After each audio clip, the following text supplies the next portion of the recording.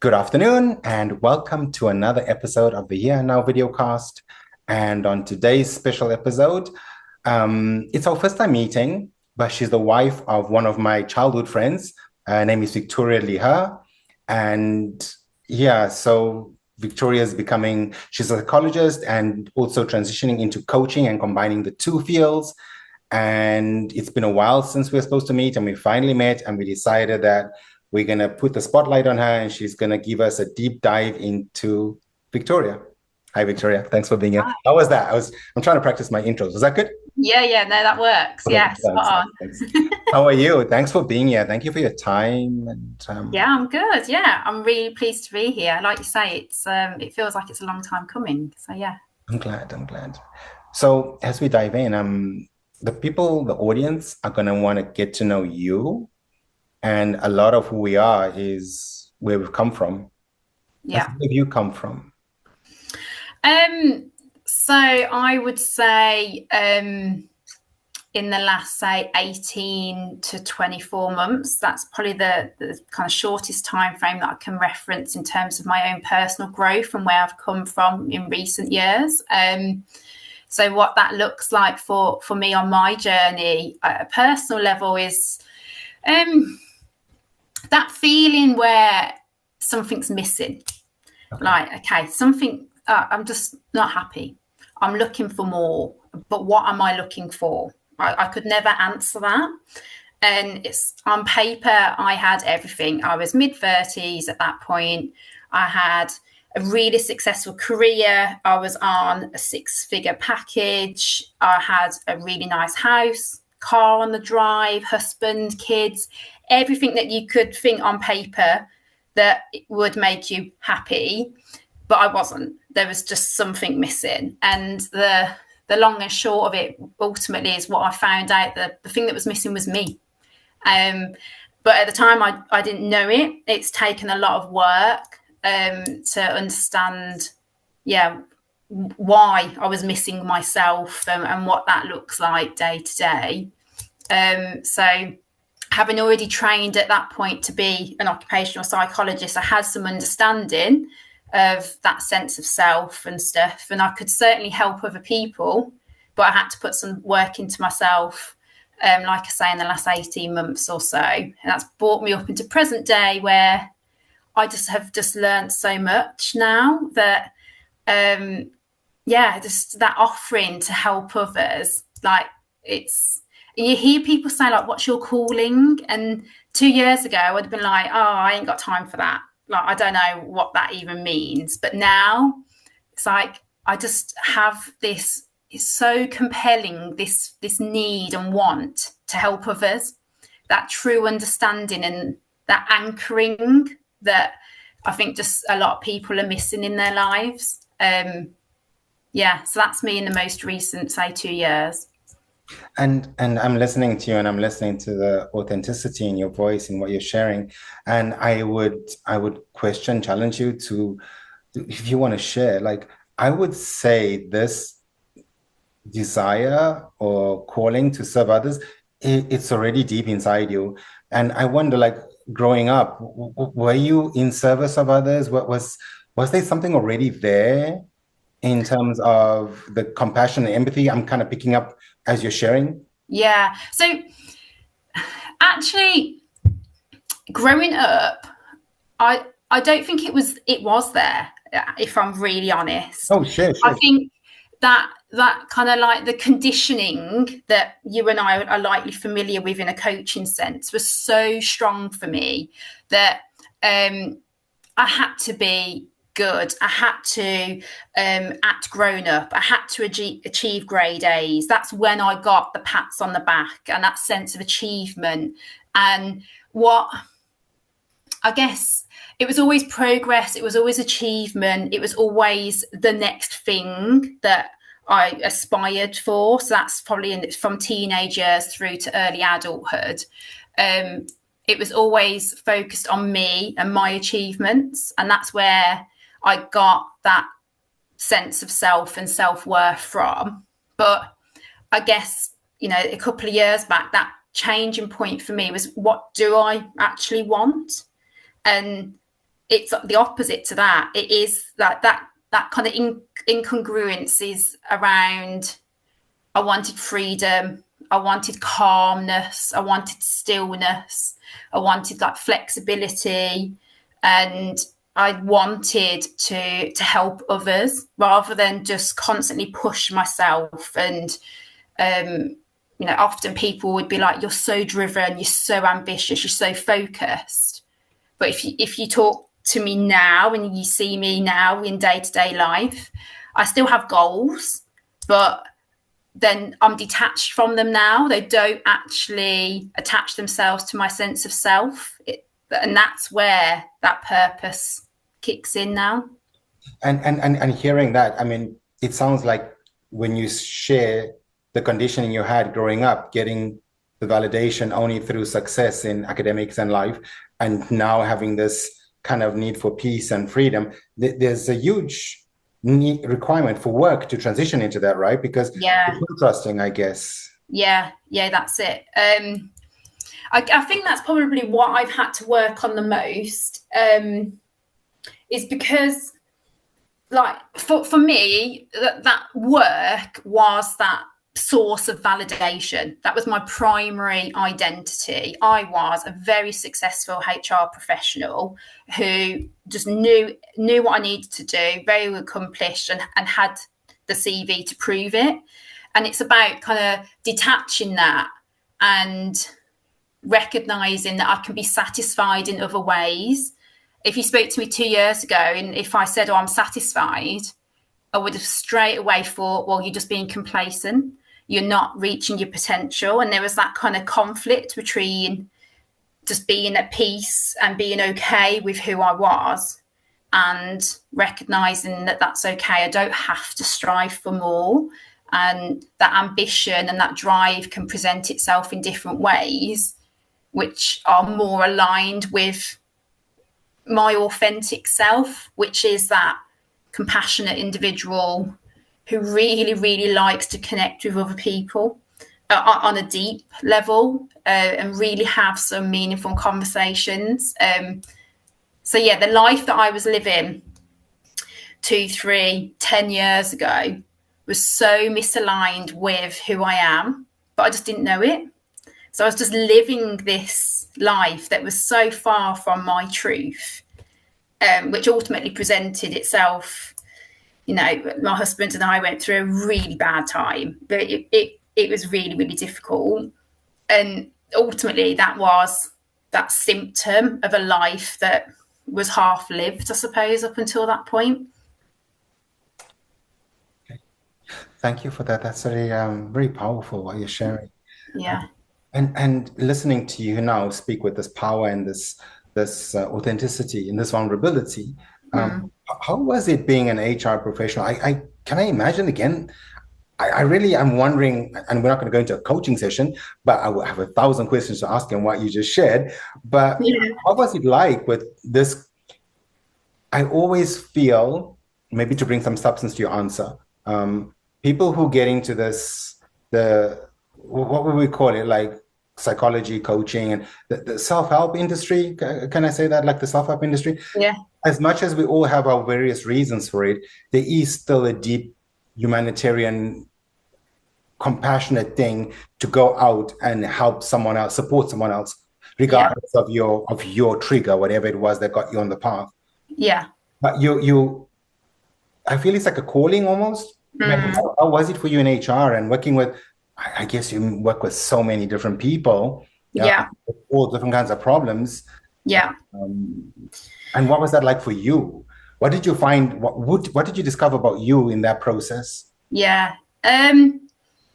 I guess in some ways HR was good for me at that point in time, because it enabled actually a number of my fears to be put at ease, I suppose. That when you're in HR and you're sat in front of a board member, a super high flyer who you have to match their energy on a number of different frequencies, it ultimately means that you have to mask quite often. And I think that actually provided a sense of security for me, believe it or not, in that I never really formed that true attachment. I was able to set some boundaries, and it wouldn't actually let people get too close to me. So I was then able to hide any imperfections of mine. I carried a sense of control. So HR sometimes enabled some fears of my own, which I felt was a positive at the time. But upon reflection, I can see actually it just kept me in that loop and kept feeding that, poor sense of self, that lack, and a number of wounds ultimately. But then the flip of that is that in HR, you see people and you can meet people at a very vulnerable level. And that, I think, is where I found ultimately an opening. It's hard in a corporate role to meet people on that level because there's still strategic objectives at play. There's still a business agenda behind you, sat on your shoulder, and likewise with the person in front of you. So there's competing agendas which you have to navigate, but the recognition that you've still got a human being in front of you and you're also a human being. And once that connection is formed, like human to human, it's so powerful. And it's those glimpses that I started to discover 2.5 years ago in HR that started to fuel a different trajectory for me, and opened me up a little bit, that an additional perspective at that point. Wonderful. And so you grew up in England, right? Yeah. And what was growing up like for you? I would say it was very positive on the whole, a real stable home environment. I enjoyed academics. I say that with some hesitancy because and now that I can understand why I enjoyed it and what I got from it, it's like, well, is that true enjoyment? I'd question that now, but I guess reflecting on that lived experience, at the time, everything was really happy. I've got an older brother. He's 9 years older, so there's quite an age gap, but grew up still quite close to him. And always enjoyed meeting aunts and uncles. So kind of like wider family played a really important role for me. Kind of cousins, aunts, uncles, regular contact, social gatherings. It's really important, and still is now, that you can meet people. Like there's cousins I see once a year, not even that. But when you see them, it's like you saw them yesterday. So that feeling and that connection is what prevails. And I'd say, it was a happy childhood. And thank you for that. It sounds really like our Zimbabwean growing up. Yeah. So very, very similar. So yeah. And now, just before we go to the next stage of our time together, what would you say here now to any past version of you? What would she need to hear from you? That's a good one, isn't it? I guess it's just making, I don't know, what would I say? I would say just catch your breath. Just take a moment and just find that connection with yourself rather than running at 110 miles per hour and looking for that disconnection.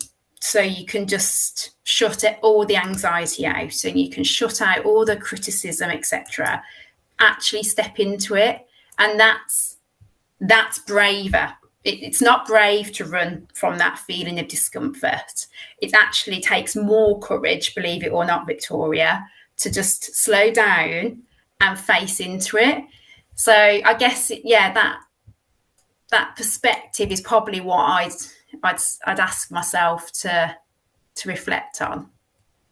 Thank you. That was really great, though. A really nice answer.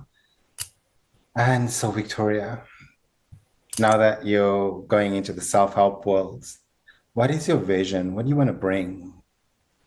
What do you see yourself Um, doing for others? And yeah, okay. I guess it's that alignment with self, really. So helping people figure out what they really want. What do you really want from life and from work and from yourself? What does that really like? You might have your finger on it, you might be worlds from it, but no matter where you are on that spectrum, how in touch are you, and what does that look like day to day? And just looking for whatever it is that can root you and just ground you. And in those moments of dysregulation, is it okay? You don't have to be emotionally regulated all the time. Nobody is perfect, and that's okay. But equally, if you want to improve upon where you are, what does that look like for you? How can I help you? Step into it and kind of own whatever it is that you're looking for. And it's just playing on people's focuses. I suppose that perspective is really key for me. Like, as an individual, I now have to channel my energy into growth and relationships and what fun can I have along the way, rather than just thinking, right, I'm going to achieve XYZ and that's it, I'm hell-bent on achieving it. It's, well, hang on, there's little bits that you can experience. There's joy, there's happiness, there's fulfillment in life, but you're missing that. And it's just helping people see those snippets of joy and those glimmers and satisfaction that can come from life. I love the part where, as you were sharing on the joy, because something I see often is people go to get support often when at their lowest. Yeah. You don't find the joy, and yet the joy is very therapeutic for what you're trying to grow through. Yeah. And people, I don't know, maybe it's an education thing in society that you only go seek support. And I believe we all need support to some degree or other at some point in our lives. Yeah. But we usually go when people are this low, That's to it. find the joy, which is a powerful ingredient for the growth of wherever you're stuck. Yeah. It's so missing. Yeah. But I do see, at least in my work, sometimes when you laugh about things and the joy comes in, it's so much, it lightens the load. But I love that you focus on that. It's very, very Yeah. powerful. But often put aside when people are going to Yeah. psychologist or coach. Usually people send you or you go when things are really, really bad. Yeah. Yeah. And that I've come to learn that for myself, that like in my own supervisions, if like I need someone to match my energy, if not level it up. Like if I'm met with someone, if I'm the coachee and I'm in the supervision practice and that supervisor is calm, 9 times out of 10, that's going to throw me. Like, I need a different frequency. I need a different type of energy. That calmness will actually be quite disconcerting. It won't actually breed that joy and the satisfaction. And to your point, you need to find out at what point, you can work with somebody, and when you're ready to receive it, I suppose. I think so too. And what is your superpower, Victoria? Oh, what's my superpower? Hang Be bold, on. okay? Be bold. Go crazy, right? Okay. Don't hold back. It's a superpower. No modesty, no humility. Just, Yeah. dive right in. I would say I'm going to put it as a superpower, but I am very impulsive. So a bit of a contradiction in that I've given you some insight into a bit of control and focus and determination to achieve. Yeah. But with that comes a ton of impulsivity, and that no idea is a bad idea. We will literally continue our conversation until we've got 150 ideas on the page, if you let me. And yeah, I think that impulsivity of, oh my word, we're going to actually try this, and oh yeah, let's crack on and do that, and let's spend that amount of money, and yeah, so there's, I would hope that that could well be a superpower. Yeah. You're not supposed to doubt the superpowers. You're supposed to own them. So I Yeah. would let it, own it. Okay, wear Yeah. it. It's a badge. Yes. It's a great one, though. It's really, really powerful. I guess that would make you step into this role of supporting someone with a lot of power, because I feel if you don't have that to a degree or other, you will hold back a lot. And Yeah. people do go to people like us because they're holding back whatever they're holding back, which is why Yeah. they in the places they usually are when they seek help, right? So Yeah. I can Yeah. see that how that can be of huge service. So Yeah. on the heart, on the sleeve, as you say, wear it on the sleeve, right? Yeah. Yeah. Yeah. Yeah. Absolutely. I'll take that. And Victoria, do you have a niche per se? Like, is there Um, specific you focus on for the people that are going to reach out to you and need you? What is your focus, if any? Don't have to have one, but yeah. just wondering if there is. Yeah. At the moment, yeah, between you and I suppose I'm still at that point where I want to be everything to everyone. So I suppose if I'm gonna be a little more focused, it will likely end up being that individual that's ultimately in a career that is the primary reason for conversation, that's presenting some tension of some sort, but then trying to understand what's behind that. But yeah, I would say if you want a short answer, it would be more like career change and focus around that, but recognizing that that's just not everything, that without that holistic view, you're going to miss something. So that career is just one part of that person and their identity. But yeah, I can see that as a key niche. I love that. I feel the only time for me that I couldn't be everything for everybody was when I went to marketers, and the marketer Okay. told me you got to have a funnel, you got to. I'm like, oh my Yeah, God, I just want to be everything to everyone. And yeah, but I do get from a certain perspective that we have a certain calling to our strengths. yeah, And see the career thing and the HR thing maybe, but I yeah, guess it could you put in the word holistic, and that's very powerful. yeah, When you're meeting a human being, you meet the whole human. yeah, yeah, You that's it. keeping the focus on, here's my pain point, but around that pain point is a whole human being having a whole human experience. Yeah, So yeah, that's yeah, very powerful when you throw the holistic point in. yeah, yeah, exactly. That's it. Yeah. And I think that's my own experience is 2 years ago, if you asked me what it was that was making me unhappy, I would have said it was my job. But here I am 2 years later, and now I actually understand maybe that contributed a little, but it wasn't the only contributor. But it's only through a lot of work that someone can understand what else is at play. Beautiful awareness, which just ties into the whole holistic thing, right?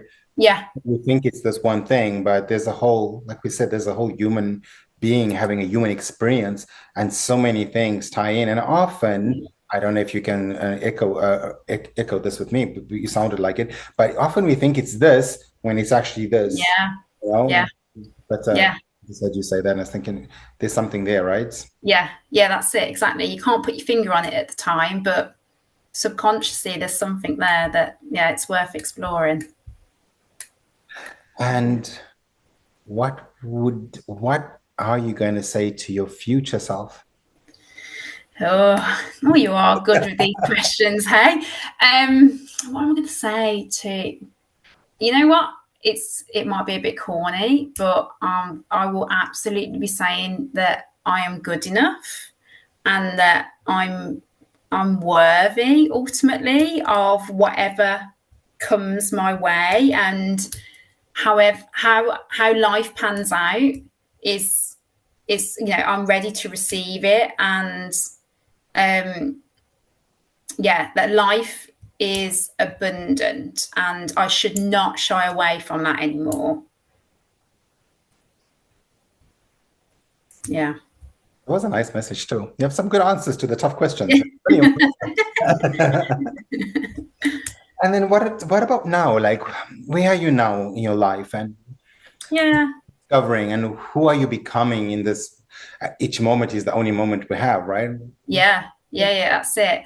um I love the book 4,000 Weeks, and it's, yeah, that understanding that time and what you do with your time is just so key. And I was always that person that like only ever valued moments primarily like on their usefulness for like future goals. I was always that person of, is it worth my time? Is it going to help me achieve XYZ?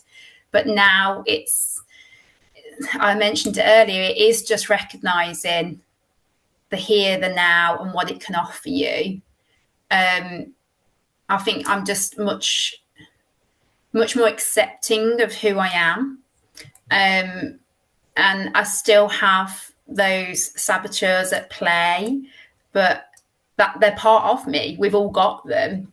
And you accept them for what they are, you recognize them. And if you need them, then you call on them. But if you don't, then it's okay to quieten them and still be still. So I'm a much calmer person, clearer, and ultimately more effective now. And with all the awareness you're creating, which is really impressive because there's a lot of it. With this awareness you're creating, what's the contrast like now? This how you speak, and do you see the contrast? And what is that like? What would Yeah, what is the what have you healed? What were the pain points that you see now? A different level of compassion and understanding towards yourself. yeah. Um, I think it's just, I guess, um, I understand now that I don't need to achieve things in order to be enough. So that the main contrast there is that I'm okay as I am.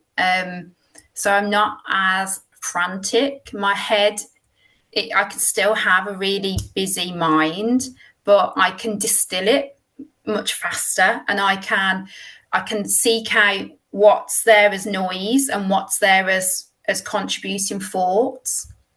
Those thinking loops aren't as frequent and aren't as fast. And when I get stuck in one, I can slow it down and I can step out of it when I need to.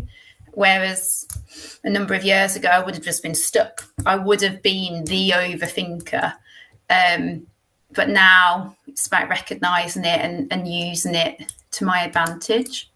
And I would have always have been that person that was restless, constantly looking for the next thing, unable to watch film because my mind was racing, constantly having to do the washing up, putting the washing machine on, just that distraction, and gaining a sense of control through doing rather than being.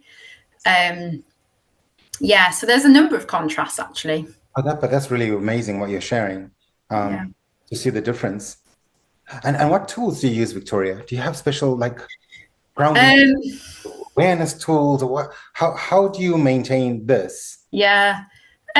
So I guess for me, no matter where I am, even through our conversation today, I will try and do really small, like sage brain activations. So I keep looking at the plant in the background behind you, and I'll look at the different shades of green. So I'll just take, 1 or 2 seconds just to have a quick glimpse, and then I'll come back to you. And you'll see often I'll do it in the room around me as well, and that just stops that restlessness and stops my mind wandering. So that's one thing that I'll do regularly. I'll often also just check how my body is feeling. I will, 9 times out of 10, if there's tension, it'll be in my jaw. It always just goes there, and I'll have to just check it. Like, is there tension? And I'll know where to find it now. And that's just taken quite a bit of time to understand how do I feel when that tension's building? Is it in my tummy? Is it in my shoulders? Is it, yeah. So for me, it just goes, even on a dog walk, which, believe it or not, is relaxing for me, I will still carry tension. So I'll just look for it rather than avoid it as I used to. Yeah, so those couple of things in the moment are what's key. I think starting my day journaling has made a really big difference. And even now, I don't like it. It takes a lot of effort. But the output from it, the feeling afterwards and that calmness that it brings is worth that, the pain that to go through that. But yeah, that's something that I'm going to maintain.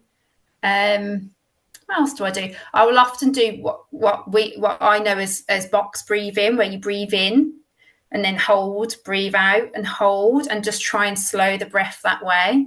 So I know before our conversation, that's something that I was sat here before joining this meeting doing exactly that, just to try and regulate and get a sense of grounding.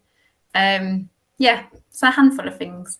But that's really, really, it's really, really great, because I feel we're missing a lot of those things in our daily lives, because as you were saying, the tension builds up so deeply subconsciously, you don't even realize that your jaw is clenching. You don't realize stomach is tensing, your shoulders are tensing, and you don't have that conscious awareness to disarm the system. It stays on constantly, and it often doesn't go so well in the long run, right? Yeah, that's it, exactly. Yeah, I think for me, my nervous system plays a massive part in how I show up and what I do on the daily, and as a mom, as a wife, as a professional. That dysregulation is something that likes to throw me off course as much as it can. But like to your point, the awareness of it and taking control that's a massive contributor to a better day. I love it. And who would come to you? How would you pitch? This is a tough one because I'm not good at it. And I know I did it earlier before we got on here, but like, who are you calling out to? Like, what do you want me to hear from you? I guess it's that person that just wakes up in the morning and their mind is racing. They don't really know what it's full of. It's just full of busyness that they just can't make sense of. It's that tangled mess of, I've just slept for 8 hours, but I'm waking up feeling exhausted. Why? Like, what is it that is just bearing me down? And that person that's got this massive to-do list that's bringing them no joy, that they're just ticking off this task-based stuff. And that person that's just going through the motions with that kind of sense of emptiness attached to it. It'd be that person, I suppose, that I'd hope that they'd see some value in working with me. I see a lot of value in working with you, they'll reach out to you, I'm sure of it. Yeah. And Victoria, what do you need to hear now? So now we're going to speak to your present self. We gave the past version some kind, beautiful words, and we gave the future version some really empowering words. And what does this version here need? I guess it's almost a reminder that just enjoy it. That make sure that the perspective you're choosing right here, right now is the one that's really serving you, and recognize that you're coming now from a place of truth rather than a place of fear. Like, this is you, and that's, like, own it. Be comfortable in recognizing that you're learning who you are, and it's okay to like who you are. That authentic self is, there's nothing better than that. Just enjoy where you are, and that sense of peace that brings, I suppose. Are you a motivational speaker? You could be really good on it. So great. And this is unscripted, by the way. So you're speaking. And it's like, wow, she could be doing it. Do you plan to do a TEDx at any time in your future? No, well, maybe. But no, that just like, no, that carries too much fear attached to it. Maybe that's a... Well, just remember the day you do, you have to give me some Yes. kudos, okay? Love Really it. great. Your answer was so powerful.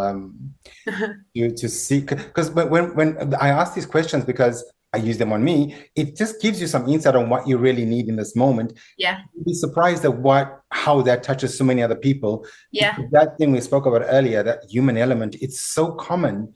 Yeah. And we're all seeking this kind of power and truth and authenticity that you just shared a moment of. Yeah. It was so deep. I felt like, wow, that's a really nice message. Yeah. And that's why I want to do. That's why I want to do what I want to do, because it's like I want to share that message with people. Like, it's just so. It's like, it's been life changing for me. And imagine if I can help someone else's life. You know, even if it's just 1% better. But yeah, it's that I just get excited then. And I know we said this in relationship to what you just shared. We had a minute before we got onto the recording, and I was saying to you, I give you this again, maybe. Just in this moment we shared, whoever watches it, without a doubt, people will feel something, because there's some deep authenticity that's coming out in you. And maybe I can see the contrast between the first 5 minutes we got on to what you're sharing now. Yeah. And I can honestly speak to that if you trust us more and you speak louder with it, Yeah. there's a voice and a calling and a purpose that is so powerful that Yeah. It is. It comes back to trusting yourself, really, doesn't it? That I guess, I'll admit that I'm still on that journey of finding out who I am. I'm not sure anyone will ever really complete that journey. it's an end point. There's Yeah. milestones along the way on that search. I Yeah. don't feel there's a destination to it. Yeah, that's it. Exactly. But it's just trusting that who you are right now, you know, is who you're meant to be. You've put in the work and you know who you are. And it's just trusting that you're okay, and you can trust the decisions you're making and the person you are, because you're rooted in some really strong values, and you know them. And just before we slowly come to a close, to not go on too long, what do you feel someone needs to hear from you to them?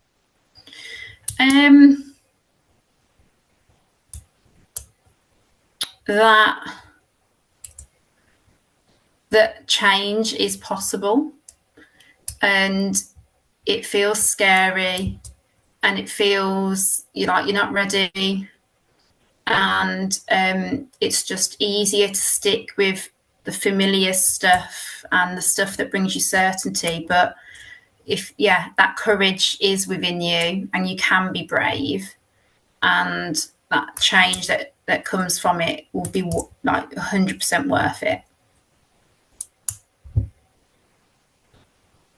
And is there anything you would like to express or share, and just a final message, a final calling, a final, I don't know, celebration, a final joy, anything from the heart? And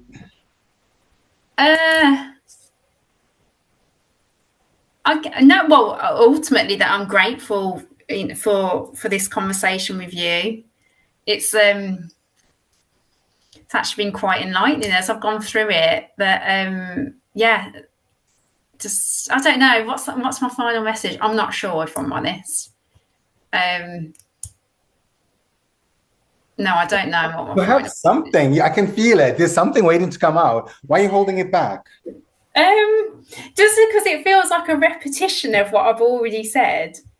That I don't know. That just... Can we ever repeat enough times goodness? Like, no, I guess not. Enough times you got this, you're amazing, you're powerful. That's it. We hear the negative things, non-stop, right? Yeah. Why are you holding back on the repetition of something like that could be so powerful for you and anyone listening to this? Yeah. They want to hear it. I want to hear it. Yeah. I know. That's it. I mean, that's the very power of an affirmation, isn't it? I don't. What's my parting message? That ultimately the freedom that we all seek on different levels is there. It's within our grasp. It's within our gift to achieve that sense of freedom, that balance that we want more than ever in such a busy world that will exhaust us all. It's there for us to take control, to hold accountable, and that it's within each and every one of us. So that freedom, I think, is my parting comment. It's there. It's yours for the taking. Got there in the end. I don't know why you held back in the beginning. Oh man! Wanted to come out. That was really great. Really powerful. So how are you feeling before we close? And how was it for you? And covering you through this kind of medium. Yeah, no, that was cool. It was good.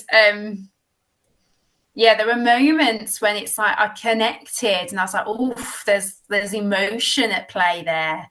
And there were a couple of, I'll say curveballs, not that they were, but it's like, okay, I was not expecting that emotion to show up, and it's like, okay, I'm having to just quickly process that, which I wouldn't have been able to do 2 or 3 years ago. That would have taken over, and I would have been like, I can't do this right now. I need to back off.